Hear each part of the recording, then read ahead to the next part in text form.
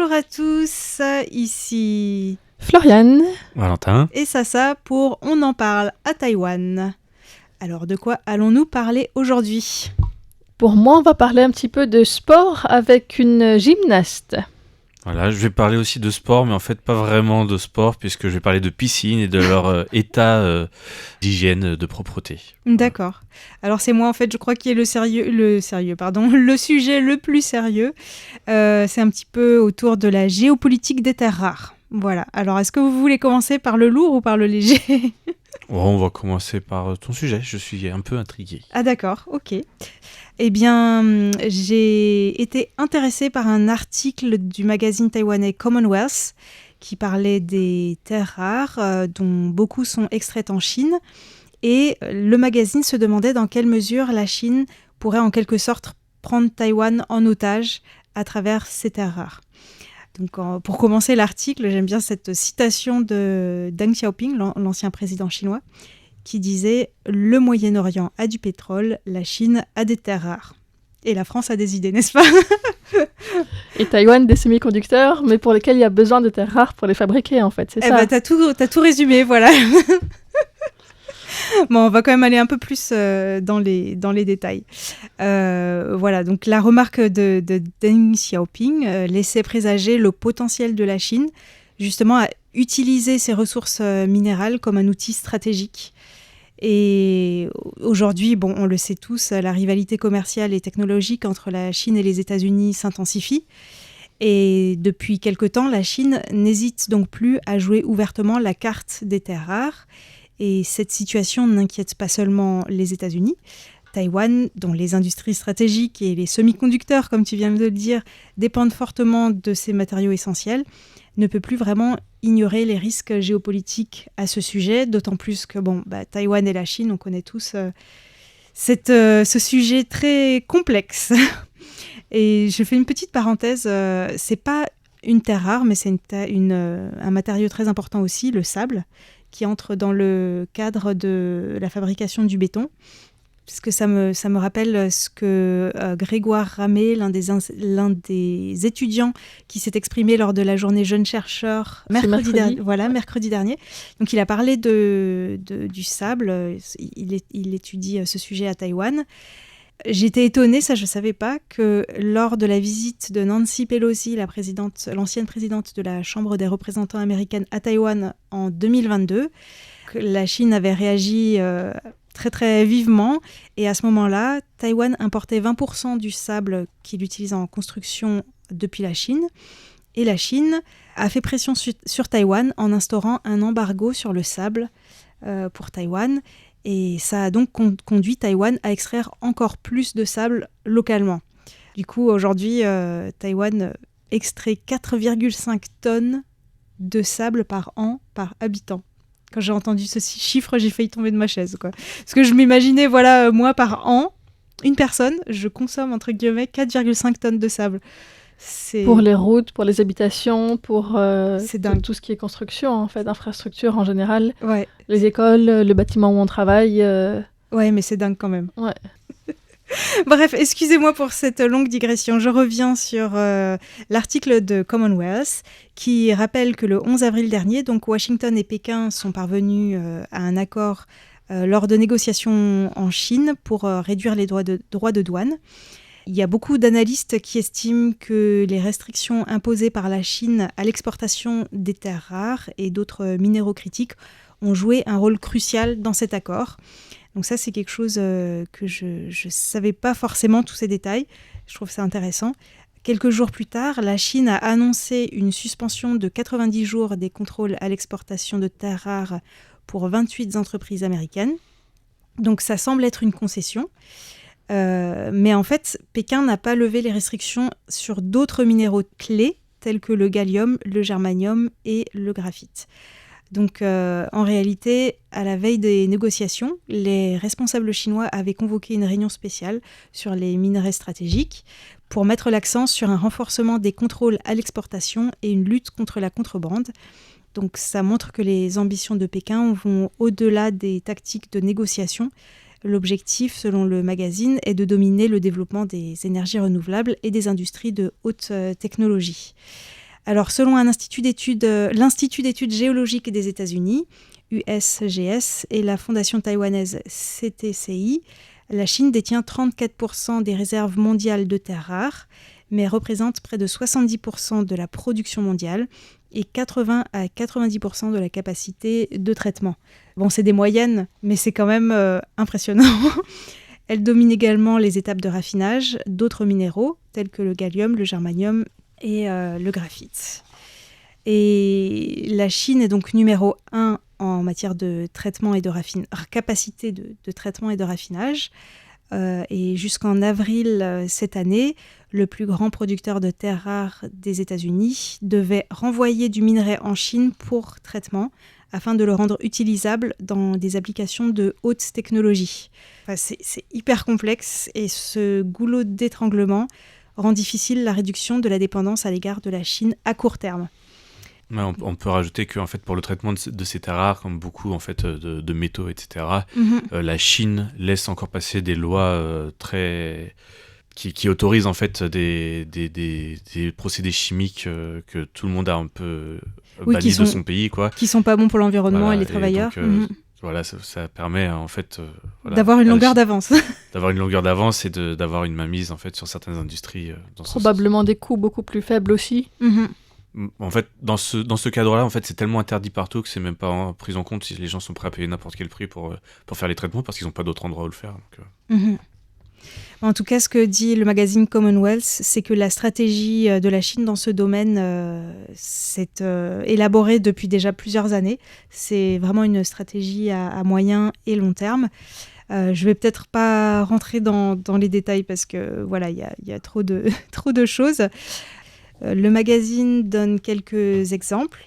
Notamment en 2025, la Chine vient d'ajouter plusieurs terres rares supplémentaires à sa liste d'exportation restreinte, le samarium, le gadolinum, le terbium et le dysprosium. Ça parle à tout le monde, j'imagine, n'est-ce pas ? Tout à fait. Donc des matériaux essentiels à des produits tels que les moteurs de véhicules électriques, les éoliennes, les systèmes laser, les scanners IRM, les radars militaires, les systèmes de guidage de missiles, etc. Et donc pour les secteurs américains de la défense et des énergies vertes, l'impact est considérable.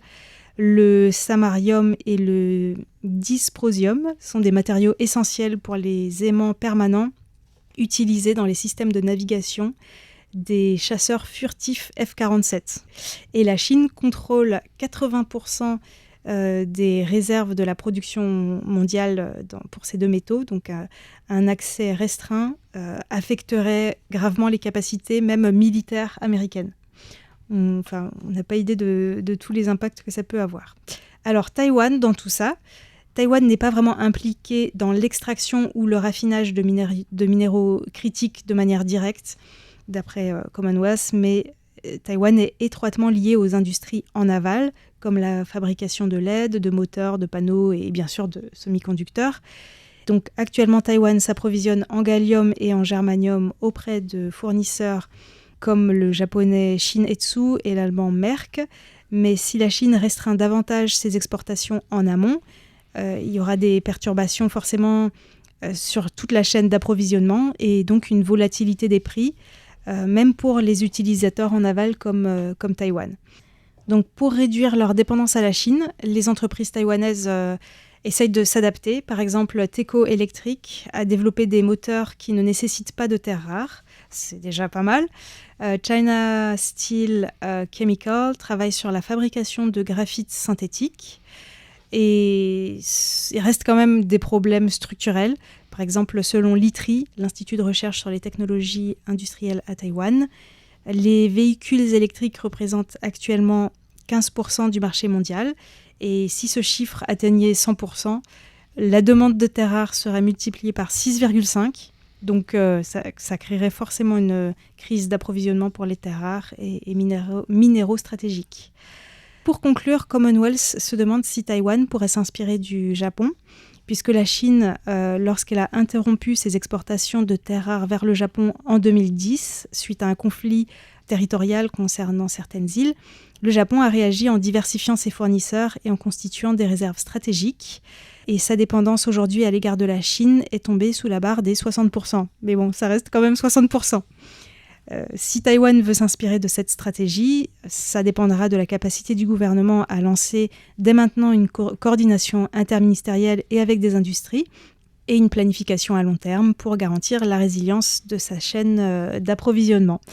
Voilà, il y a du pain sur la planche dans ce domaine. Alors c'est bien que tu aies parlé un petit peu de TECO parce qu'en fait le domaine des terres rares est quelque chose qui bouge énormément à cause de la recherche et développement notamment, et aussi grâce à la recherche en fait en gisement. On en trouve un peu toutes les semaines un peu partout. Alors c'est pas à la hauteur de ce qu'a la Chine, hein, mais c'est vraiment tout le monde cherche dans les deux sens, dans le sens où on utilise des produits qui n'utilisent pas du tout de terres rares. Donc, comme tu as dit avec TECO, c'est vraiment le meilleur exemple de réussite. Et de l'autre côté, la recherche de gisements ailleurs. Même à Taïwan, est-ce qu'il y a des gisements? Pas vraiment à Taïwan, non. C'est très petit quand même, Taïwan. Voilà, après, c'est plus, je crois, les derniers gisements, c'est plus Afrique, Amérique du Sud, de souvenirs. D'accord. Voilà, désolé pour ce sujet un petit peu lourd, mais ça permet de compenser par rapport à vos deux sujets. En même temps, ce sont des terres rares et des métaux, donc c'est normal que ce soit lourd. Tout à fait. Ok. On plonge dans la piscine ou on parle de sport on va faire du sport et puis on fera la baignade enfin, je pense. On commence par quelque chose d'un peu plus aérien, avec de la gymnastique, la gymnastique artistique. Je voulais vous parler d'une gymnaste qui est taïwanaise par sa mère et suédoise par son père, Tonia Paulsson, qui a rejoint en fait l'équipe nationale suédoise en 2016, donc qui s'entraîne, qui a grandi en Suède. Et en fait, récemment, elle a décidé de prendre la nationalité taïwanaise pour participer aux compétitions avec le drapeau taïwanais ou bien le drapeau du Taipei chinois, mais en tout cas plus pour la Suède. Elle était montée sur le podium lors des championnats nordiques en 2016-2018 et avait remporté une médaille de bronze aux Jeux olympiques de la jeunesse en 2018 aussi. Donc elle a 21 ans. Et elle a participé récemment au championnat d'Europe. Et ce week-end, elle participe au championnat d'Asie de gymnastique en Corée du Sud, à Jecheon. Donc on n'a pas encore les résultats au moment d'enregistrer l'émission. Mais voilà, ça sera sa première participation en tant que représentante de Taïwan, alors qu'elle a vécu plus de 20 ans en Suède. Mais elle explique qu'en fait, en Suède, ils sont plus stricts au niveau de la sélection olympique, que même si on s'y qualifie, on n'est pas sûr d'y aller, et que ça dépend vraiment du programme de talent. Et elle était frustrée de ne pas avoir été sélectionnée alors qu'elle avait des résultats aussi bons que les autres. Et voilà, il avait perdu confiance dans le management de l'équipe nationale de Suède. Et donc, elle a demandé à changer de nationalité, sachant qu'au niveau des femmes en gymnastique à Taïwan, il y a très peu de participantes au niveau olympique, voire pas du tout en général. Oui, il y en a et pas en tout cas, il n'y a pas une médaille. Qui font de gros résultats, en tout cas, il n'y en a pas. Voilà, donc elle avait peut-être plus de chances de se qualifier en venant à Taïwan qu'en restant en Suède, où il y a plus de compétition, j'imagine aussi.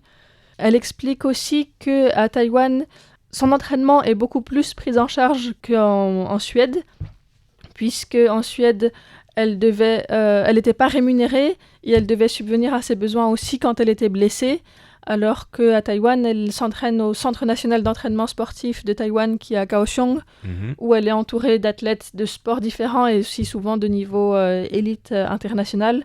Et donc, elle trouve que c'est plus motivant pour elle. Oui, à Taïwan, le sport de haut niveau est plus professionnalisé pour des sports un peu moins populaires. Même si la gymnastique reste très populaire, en France, on n'a pas de sportif professionnel, par exemple. Donc, voilà, il n'y a pas de circuit professionnel non plus pour les athlètes européens. Et en Asie, c'est quand même beaucoup plus professionnalisé. Donc voilà, c'était pour un ensemble de raisons. Elle explique aussi qu'elle vient à Taïwan, ou elle venait régulièrement à Taïwan pendant les vacances d'été. Et donc, elle avait déjà l'habitude de s'entraîner aussi avec l'entraîneur, ou l'équipe de gymnastique du lycée municipal d'Atong de Taipei. Et donc, l'entraîneur de l'équipe de ce lycée, Chung Kun-jie, la connaît depuis longtemps et c'est lui qui a aidé à ce qu'elle participe aux championnats d'Asie et aux Jeux mondiaux universitaires de la FISU qui auront lieu en août prochain, où il espère qu'elle pourra remporter donc les premières médailles de gymnastique de Taïwan, côté féminin du coup. À suivre. Voilà. Et après, elle a été acceptée pour l'université de Californie, pour y rentrer en septembre de cette année. Donc, elle s'entraînera aux États-Unis principalement. Si elle peut avoir un visa. Si elle peut avoir un visa. Enfin voilà, en tout cas, c'est ce qui est prévu pour faire une licence de droit civil et continuer donc à s'entraîner avec le parcours universitaire aux États-Unis qui est aussi très développé, tout en participant pour Taïwan pour les grandes compétitions internationales, son objectif principal étant les Jeux Olympiques de 2028, bien sûr. Donc elle a aussi des Jeux asiatiques et Coupe du Monde de 2026 qui sont en vue pour elle. Voilà, donc elle se projette aussi dans l'apprentissage du taïwanais, du mandarin, pardon, puisque c'est une langue qu'elle ne parle pas vraiment. Elle est très à l'aise en suédois et en anglais, bien sûr. Mais voilà, donc elle est en phase d'adaptation.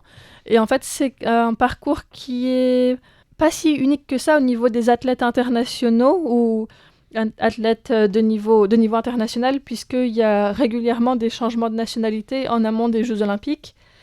Lorsque des athlètes ont des parents binationaux ou bien sont nés dans un pays différent de celui de leurs parents, eh bien, ils peuvent relativement facilement avoir accès à plusieurs nationalités différentes. Et quand il y a soit des désaccords avec les fédérations, des responsables, ou bien pour des raisons géopolitiques, si un pays est exclu des Jeux Olympiques, ou si l'athlète pense pouvoir avoir plus d'opportunités, plus de ressources, plus de chances d'être sélectionné dans un autre pays, eh bien, ça peut être une stratégie aussi, qui est souvent assez bien reçue par le pays d'accueil aussi. Enfin, après, ça dépend des cas, mais c'est quelque chose qui est relativement fréquent. Et au niveau des Jeux Olympiques, il y a donc besoin d'avoir 3 ans sans représenter un autre pays avant que le changement soit accepté. Donc, si elle fait le changement maintenant, en fait, ça sera bon si elle ne représente plus la Suède pendant 3 ans pour pouvoir participer aux Jeux Olympiques de 2028, sous le drapeau de Taipei chinois. Je savais pas qu'il y avait cette deadline de 3 ans, enfin cette condition. Okay. Parce qu'à un moment, il y a eu des changements beaucoup trop rapides et fréquents sur des mêmes athlètes même, qui vraiment faisaient un petit peu ce qu'on appelle le ping-pong. la concurrence, faisait jouer la concurrence entre les fédérations pour se faire naturaliser, dénaturaliser, etc. Et en fait, le problème, c'est qu'au bout d'un moment, au niveau administratif aussi, pour les pays, c'est pas forcément souhaitable, quoi. Voilà, donc ils demandent un certain engagement. Après, ils disent que le comité olympique se garde la liberté d'accepter à titre exceptionnel que des athlètes changent de nationalité, même si ça fait moins de 3 ans sans représenter un autre pays, mais ça reste exceptionnel, donc au cas par cas. Voilà, justement, comme tu disais, un petit peu dans des cas exceptionnels d'athlètes qui ont une double nationalité, qui se retrouvent dans des conditions géopolitiques dont ils ne sont pas du tout maîtres. Là, dans des conditions comme ça, c'est possible de faire des demandes exceptionnelles auprès du CIO. L'année dernière, par exemple, en juillet, il y a eu des changements qui ont été acceptés d'une athlète russe de canoë qui a pris la nationalité ouzbek en amont des Jeux Olympiques, par exemple. Oui. Parce que la Russie ne participait pas en tant que Russie, même si certains athlètes pouvaient participer autrement. Oui. En tant qu'athlète du monde, athlète libre, je crois, c'était l'appellation, un truc comme ça. Voilà, donc c'est un sujet complexe, mais Taïwan gagne dans son équipe de gymnastique une jeune gymnaste, Tonya Paulson. À suivre donc. Et donc, pour terminer, nous allons plonger dans un autre sujet qui est celui des piscines à Taipei, pour être plus précis, puisque récemment, le gouvernement, enfin la mairie de Taipei a fait un rapport sur la qualité de l'eau de ses piscines, avec, sans se cacher, une très grande fierté sur leurs résultats, puisque 98,6% des 139 piscines inspectées entre janvier et avril 2025 respectaient les normes de qualité de l'eau. Alors après, il faut voir les normes qui sont mises en place, quels sont les taux, etc.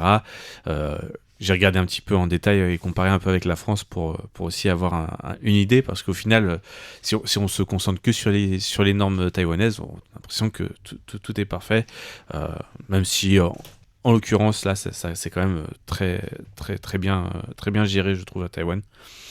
En tout cas, ce nouveau pourcentage est une nette amélioration par rapport aux années précédentes. En 2024, c'était 94,5%.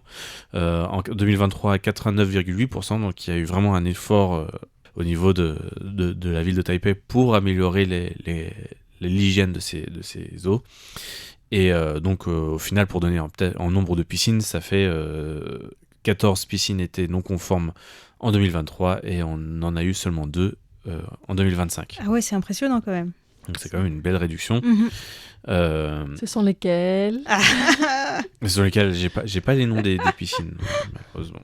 Mais bon, après ça reste, ça veut pas dire forcément qu'elles sont complètement hors normes, les piscines qui ont été évaluées, mais qu'elles auront peut-être un travail de traitement à faire plus prononcé par rapport à ce qui était fait à l'époque. Et souvent, en fait, ils encouragent aussi les piscines qui sont hors normes à forcer un peu plus leurs usagers, leurs nageurs, à prendre des douches avant d'entrer dans l'eau, ou ce genre de choses. Voilà. Souvent, c'est des liens plus au fait que les nageurs ne respectent pas forcément toutes les mesures d'hygiène adaptées à aller dans le bain avant. Voilà. Bah, il peut y avoir plusieurs causes, quoi. Ça peut être une des causes, mais... c'est ce qui... En tout cas, ce sont les mesures qui ont été... préconisé lors du rapport. Donc, quelles sont les normes à Taipei ? Les exploitants doivent prélever chaque mois des échantillons d'eau pour vérifier la présence de micro-organismes principalement. En saison d'ouverture, le pH et le taux de chlore doivent être testés au moins 4 fois par mois et les résultats doivent être publiquement affichés, notamment à l'entrée des piscines. Le taux de bactéries doit rester sous 500 UFC, ce sont les unités formant colonie, c'est-à-dire...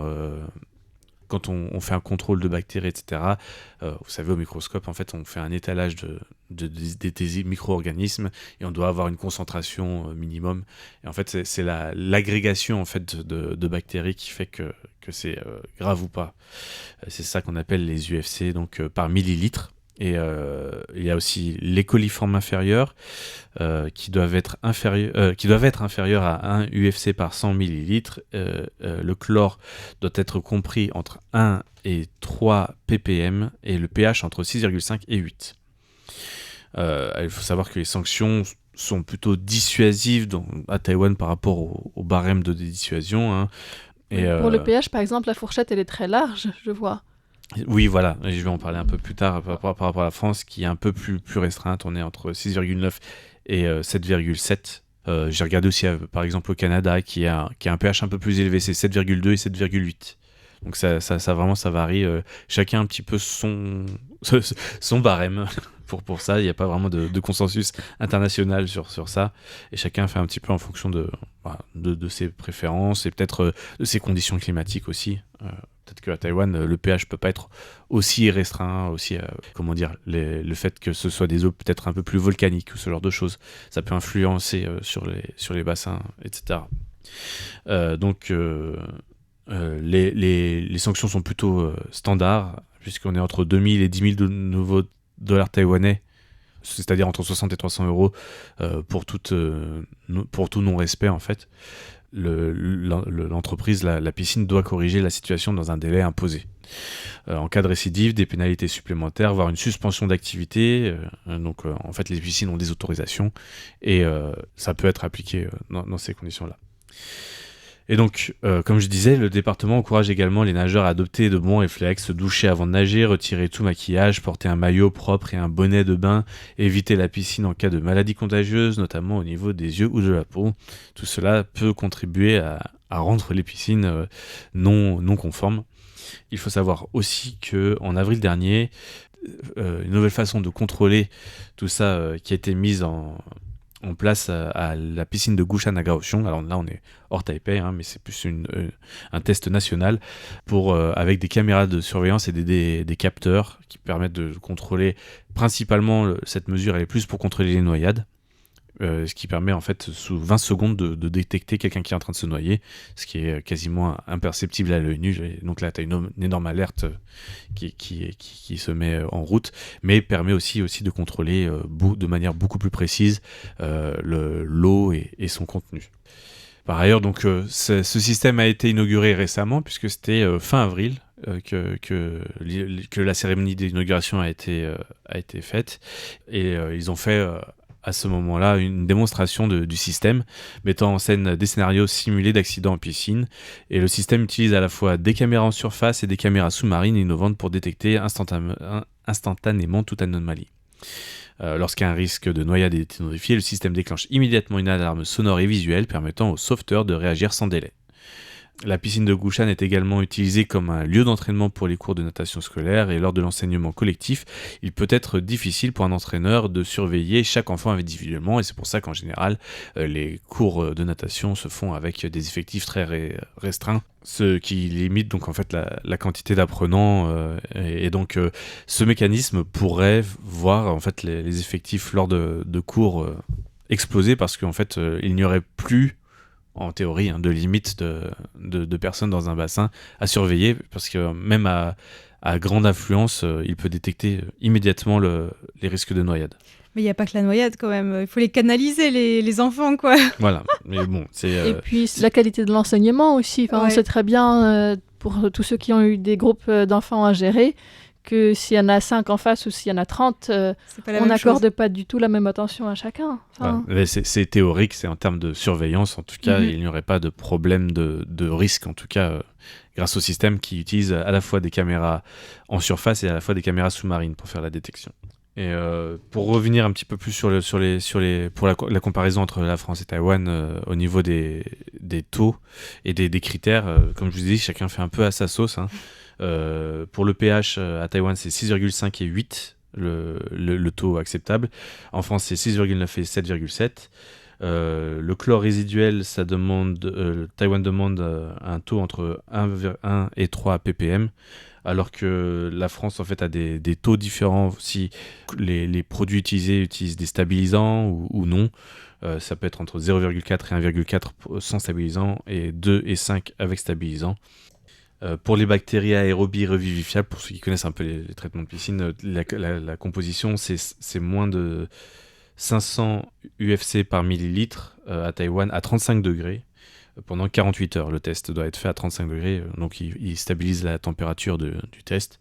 Et en France, c'est 100 UFC par millilitre, mais à 37 degrés. Donc vraiment, c'est pas du tout... Enfin, c'est des critères, mais chacun les manie un peu à sa manière.